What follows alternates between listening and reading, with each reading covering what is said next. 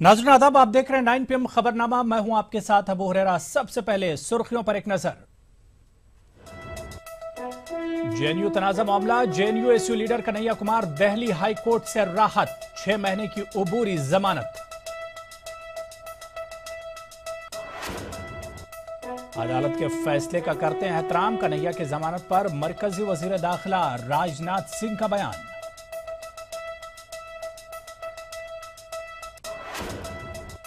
लोकसभा में राहुल गांधी ने वजीर आजम नरेंद्र मोदी को बनाया निशाना, जेएनयू रोहित खुदकुशी मामले को बताया मोदी हुकूमत की दलित मुखालिफ पॉलिसी।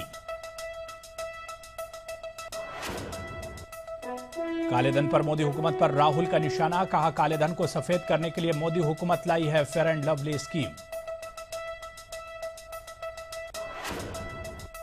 नागा समझौते पर वजीर आजम ने ली थी सबकी राय, राहुल मामले पर कर रहे हैं गुमराह, राजनाथ सिंह का बयान।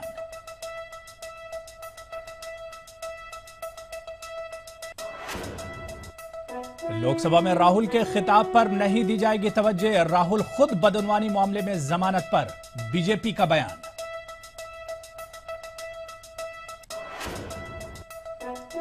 विशेष जहां मामले पर पार्लियामेंट में हंगामा, बीजेपी ने पी चिदंबरम से मांगा जवाब, सोनिया ने कहा हम चिदंबरम के साथ।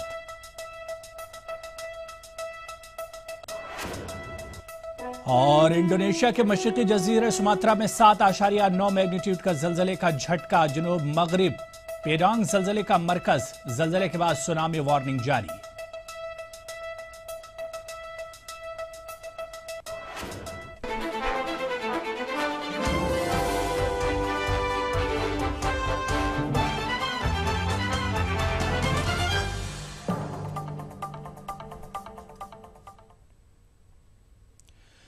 चलिए खबरों की शुरुआत आज की सबसे बड़ी खबर से करेंगे। JNU SU leader Kanhaiya Kumar को अबूरी जमानत मिल गई है। जी हां, जेएनयू मुबैना मुल्क मुखालिफ नारेबाजी मामले में मुल्क से गद्दारी के मुकदमे का सामना कर रहे JNU SU leader Kanhaiya Kumar को आखिरकार दिल्ली हाई कोर्ट से राहत मिल गई है। दिल्ली हाई कोर्ट ने कन्हैया कुमार को 10,000 के मुचलके पर 6 महीने की अबूरी जमानत पर रिहा करने का फैसला सुनाया है। दिल्ली हाई कोर्ट ने कन्हैया कुमार को मुबैना नारेबाजी मामले में पुलिस से ताउन की हिदायत भी दी। कन्हैया की जमानत के साथ ही दिल्ली पुलिस को जेएनयू तनाजा मामले में झटका लगा है। जेएनयू तलबा यूनियन में कन्हैया को जमानत मिलने के बाद खुशी की लहर पाई जा रही है। कोर्ट ने कहा है कि हम सिर्फ 6 महीने की बेल दे रहे हैं इसको, कन्हैया को, और इस बीच में उसके ऊपर नियंत्रण रखे, उसके पैरोकार उसके ऊपर नियंत्रण रखे, और ये भी अंडरटेकिंग दे कि वो एंटी नेशनल एक्टिविटीज में पार्ट नहीं लेगा। और 6 महीने इन्वेस्टिगेशन चलेगी, उसके बाद और क्या तथ्य आते हैं उसके बाद कोर्ट देखेगी। और कोर्ट ने अब उसको जमानत दी है, जो वो 10,000 का श्योरिटी बॉन्ड मांगा है, और उसका जमानती अपना पर्सनल बॉन्ड भी है 10,000 का। और ये भी कहा है कि जो बॉन्ड देगा वो कोई फैकल्टी मेंबर का ही देगा, जो जेएनयू का होगा। देशद्रोह के आरोप में जेल में बंद जेएनयू छात्र संघ अध्यक्ष कन्हैया कुमार को दिल्ली हाई कोर्ट से बड़ी राहत मिली है। हाई कोर्ट ने कन्हैया को 6 माह की अंतरिम जमानत दी है। ऐसे में कन्हैया के लिए हाई कोर्ट से राहत भरी खबर है, वहीं कहीं न कहीं दिल्ली पुलिस के लिए एक करारा झटका है। कैमरा पर्सन सोनू मंडल के साथ सुमित कुमार, ईटीवी न्यूज, दिल्ली। वहीं वजीर दाखिला राजनाथ सिंह ने कन्हैया को जमानत मिलने पर कहा कि वो अदालत के फैसले का एहतराम करते हैं। कोर्ट का एक अपना फैसला है, कोर्ट के फैसले पर मैं कोई टिप्पणी नहीं करूंगा। फैसला लिया गया था सर, कोर्ट का फैसला है, आई हैव टू से नथिंग। नाजरीन, कन्हैया कुमार को जमानत के बाद जेएनयू में कैसे हालात है और यूनिवर्सिटी का तदरीसी अमला क्या कुछ सोचता है, इसको जानने के लिए बात करते हैं जेएनयू में लेक्चरर की खिदमत अंजाम दे रहे डॉक्टर शफी अयूब साहब से, जो हमारे साथ फोन लाइन पर रास्तौर से जुड़ गए हैं। शफी अयूब साहब, ईटीवी में आपका खैर मकदम करते हैं। कन्हैया कुमार को 6 महीने की अबूरी जमानत मिल गई है, कैसे जेएनयू इसे देखेगा और जो तदरीसी अमला है कैसे देखेगा इसे? ये तो जो लोकसभा में जो बातें की जा रही थी कि सत्यमेव जयते, वो सत्यमेव जयते का एक गीता जागता नमूना है। हम पहले दिन से जो तदरीसी हमारा डिपार्टमेंट है, तमाम टीचर उसके साथ थे, उसको साथ दे रहे थे, और ये जो कुछ भी हुआ है उसे हम ज्यादा से ज्यादा ये कह सकते हैं कि बहुत ही दुर्भाग्यपूर्ण था, बहुत ही तकलीफदेह था। और ये आज की खबर से कैंपस के अंदर इसको हमें खुशी नहीं कह सकता कि कोई खुशी का माहौल नहीं है, न तालिब इल्मों में, न असातिज़ा में, न दूसरे स्टाफ में। एक इत्मीनान बख्श मरहला है, इत्मीनान हुआ है कि अदलिया है हमारे पास, जहाँ से हमको बहरहाल इंसाफ मिलता है जी। तो ये एक इंसाफ की जीत है और कन्हैया के ऊपर ये सब होना ही नहीं चाहिए था, ये दुर्भाग्यपूर्ण था जी। लेकिन बहरहाल ये इत्मीनान की खबर है जी। कैंपस में शफीर साहब एक चीज और जानना चाहेंगे कि जिस तरह से कन्हैया का देशद्रोह का उनके ऊपर मुल्क से बगावत का मामला था, ऐसे में उनकी जमानत हुई है, क्या दिल्ली पुलिस के लिए ये बड़ा सेटबैक है? बिल्कुल साहब, ये बहुत शर्मसार करने वाली घटना है उनके लिए। और आप ये देखेंगे कि खुद दिल्ली पुलिस के कमिश्नर जब 2 रोज पहले रिटायर हुए हैं, उन्होंने जिस तरह से अपने बयानात को तब्दील किए, बयानात बदल रहे थे, वो कोई मामूली कांस्टेबल नहीं थे, वो एक स्टेट के पुलिस कमिश्नर थे। उनको इस तरह से हल्केपन से बयान नहीं देना चाहिए था कि आप एक रोज कहें कि हम बेल अपोज नहीं करेंगे, दूसरे रोज कहें कि बेल अपोज करेंगे। उन्होंने अपनी और अपने डिपार्टमेंट की किरकिरी कराई है इस मामले में जी।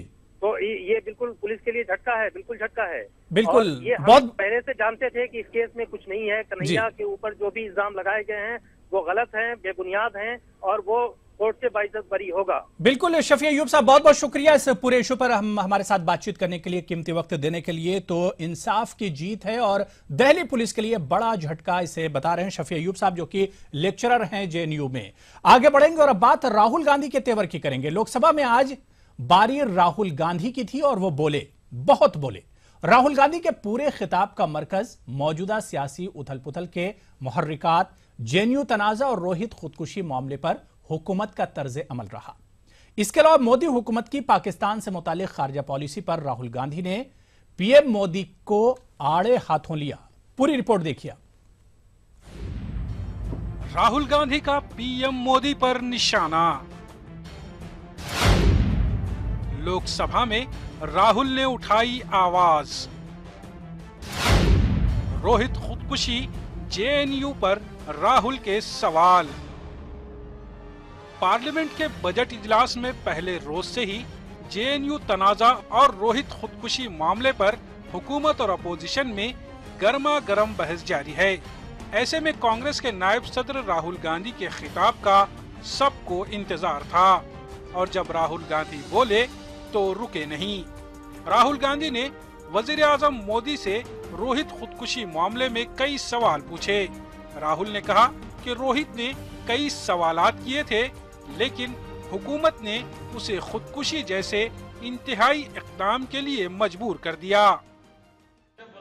उसको आपने दबाया और बेचारे ने आत्महत्या कर दी।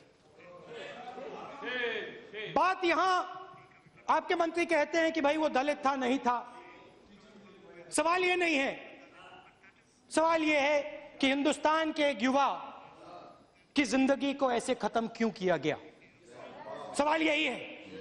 मोदी हुकूमत की जानिब से जिस अंदाज में जेएनयू मुबैना मुल्क मुखालिफ नारेबाजी मामले को हैंडल किया जा रहा है, उसे राहुल गांधी ने मोदी हुकूमत की दलित मुखालिफ पॉलिसी करार दिया।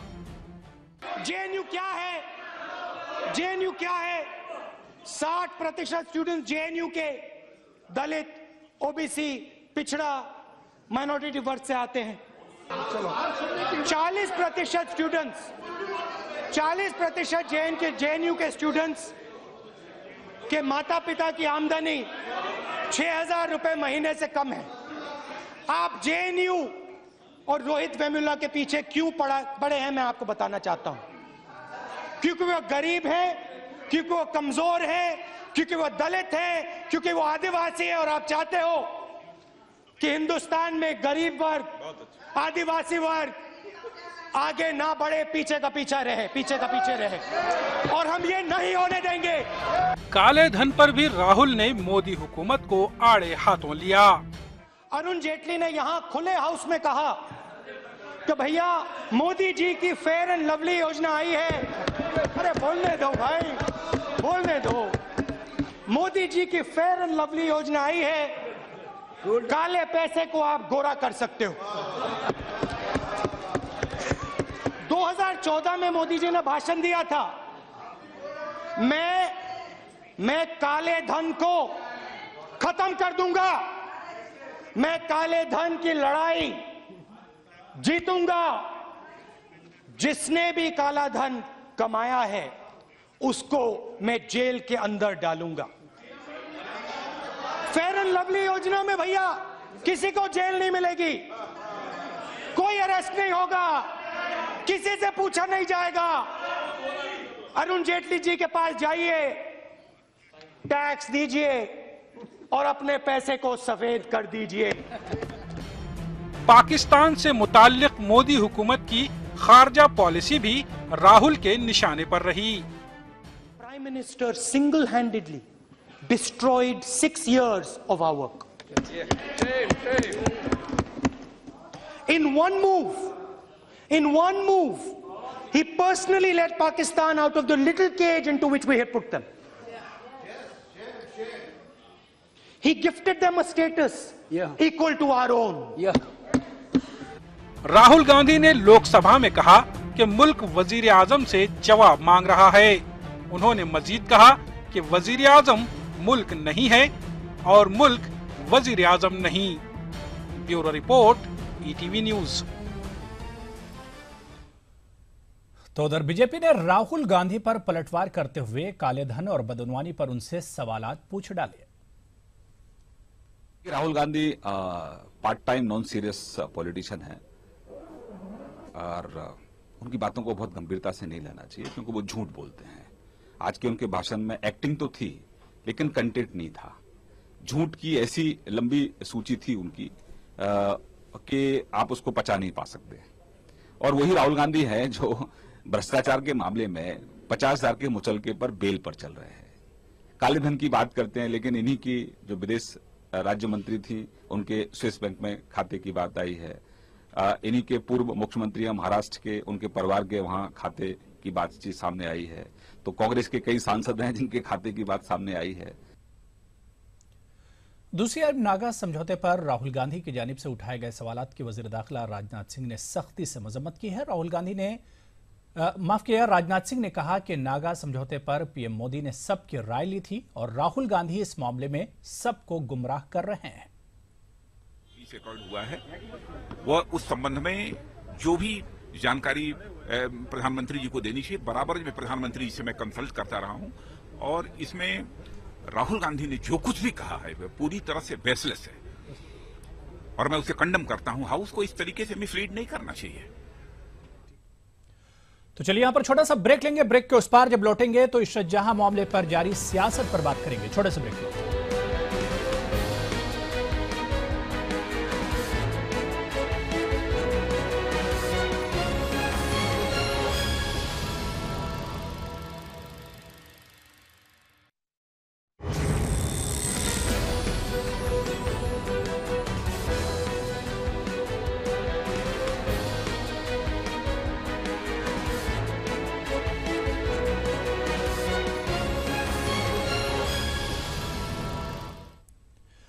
ब्रेक के बाद एक बार फिर आपका खैर मकदम करते हैं। आप देख रहे हैं 9 PM खबरनामा। मरकजी वजीर पेट्रोलियम धर्मेंद्र प्रधान ने राज्यसभा में कहा कि जगदीशपुर हल्दिया पाइपलाइन को शुमाल मशरकी इलाके में वसअत दी जा रही है।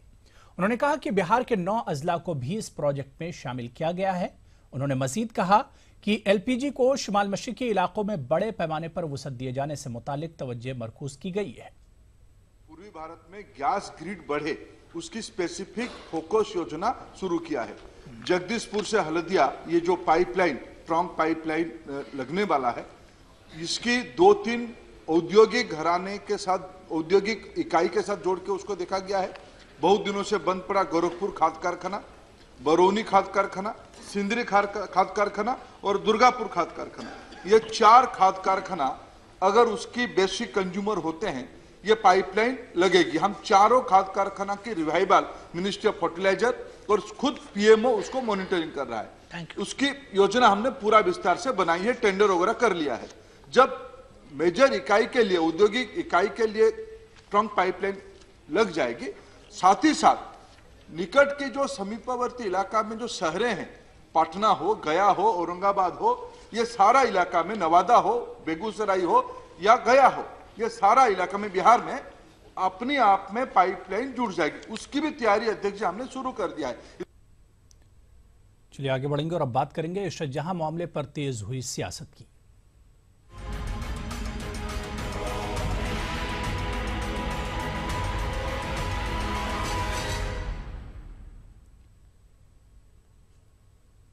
जी हां, इशरत जहां फर्जी इनकाउंटर मामले की बाज़गश्त एक मरतबा फिर सियासी गलियारों में तेज हो गई है। इस मामले पर बीजेपी और कांग्रेस एक दूसरे से दस्तोगरेबां हैं। इशरत जहां मामले की गूंज पार्लियामेंट में भी आज सुनाई दी।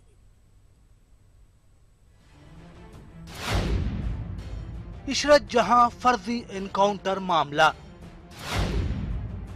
इशरत जहां मामले पर फिर सियासत गरमाई। हुकूमत और कांग्रेस आमने सामने। इशरत जहां मामले की गूंज पार्लियामेंट में भी सुनाई दी और इस मामले को लेकर दोनों ऐवानों में शोर शराबा हुआ। खास बात ये रही कि इशरत जहां मामले पर पार्लियामेंट में बरसरे इख्तिदार जमात के तेवर सख्त हैं और वो कांग्रेस को जेर करने की कोशिश में पेश है। दाखिला सेक्रेटरी रहे जीके पिल्लई और वजारत दाखिला में अंडर सेक्रेटरी की खिदमात अंजाम दे चुके RVS मनी के बयानात का हवाला दिया जा रहा है, जिसमें हलफनामा बदले जाने के लिए पी चिदम्बरम के जरिए दबाव बनाने की बात कही गई है। पार्लियामेंट के अंदर ही नहीं बाहर भी बीजेपी जारहाना मूड में है। कांग्रेस जो भी कह ले, लेकिन आईवी ने उस समय हमारी सरकार नहीं थी, आईवी का एफिडेविट है कि इशरत जहां आतंकवादी थी। आज मनी ने साफ कर दिया कि हमें कैसे टॉर्चर किया गया, फिजिकल टॉर्चर। इसलिए कांग्रेस के असली चेहरे सामने आए। वोट के खातिर पहले भी आतंकवादियों के साथ थे और आज भी जेएनयू के अंदर राहुल गांधी एंड कंपनी आतंकवादियों के साथ हुए।